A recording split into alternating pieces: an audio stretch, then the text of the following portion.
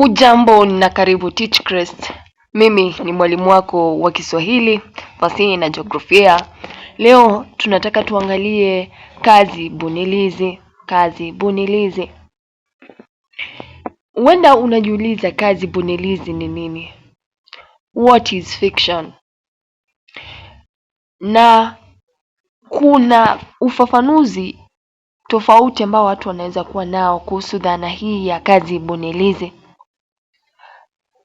Kulingana nami, kazi bunilizi ni fasihi ya ubunifu na hutegemea fikra za mwandishi. Hivi ni kusema kwamba mambo haya si ya kweli, ni ya kudhaniwa au kufikiri tu.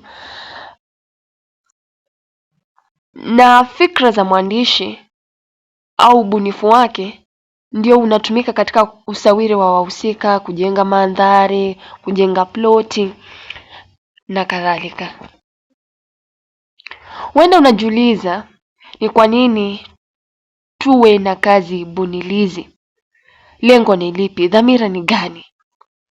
Mtu anapoamua kuandika kazi bunilizi, tuseme ni riwaya, hadithi fupi, ushairi, novela, insha za kiubunifu, tuseme kama ile insha ya mdokezo, aidha wa kuanzia au wa kumalizia, lengo kuu kabisa huwa ni kuburudisha. Hivyo atatumia lugha ya kusisimua. Lengo la pili huwa ni kuonya. Inaweza kuwa ni kuonya. 3 huweza kuwa ni kukejeli. 4 huweza kuwa ni lengo la kutaka kuhifadhi utamaduni.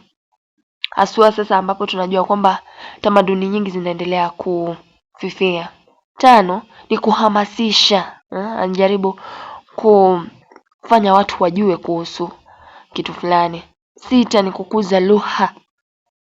Ndiposa utapata mtu kama huyu anatumia lugha kwa ubunifu, ule uteuzi wa maneno, yani diction, yanateuliwa ili kupasha kitu fulani kwa hali ya juu. Mifano ya kazi bunilizi, unaweza kutumia jina langu.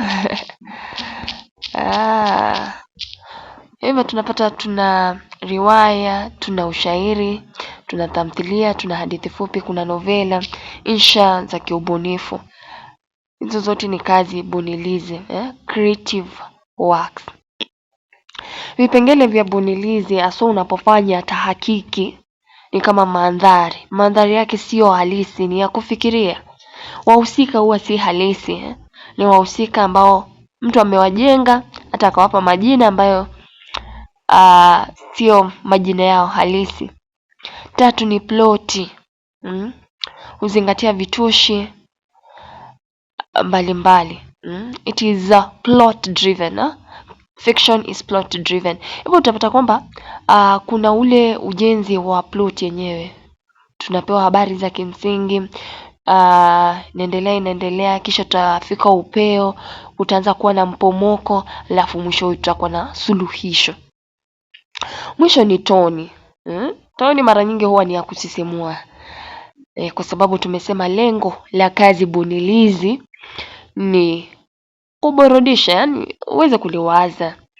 Alafu 5 huwa na kipengee cha usimulizi.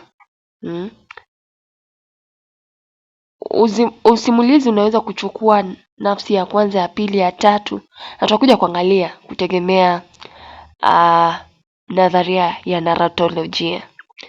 6 kuna mitindo, yani ule upekee, na hujumuisha matumizi ya mbinu za kifani kama vile ucheshi, kuna mbaliga pale, kuna tanakuzi,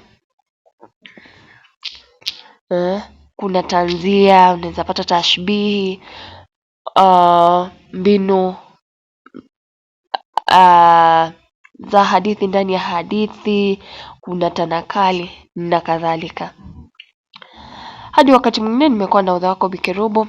Natumai umeweza kujifunza mengi kuhusiana na jambo hili. Ndio wakati mwingine, zidi kusubscribe, kushare na kulike hii video ili tuweze kuwafikia wengi.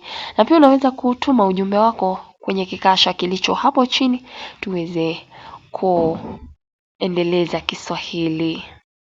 Kwaheri.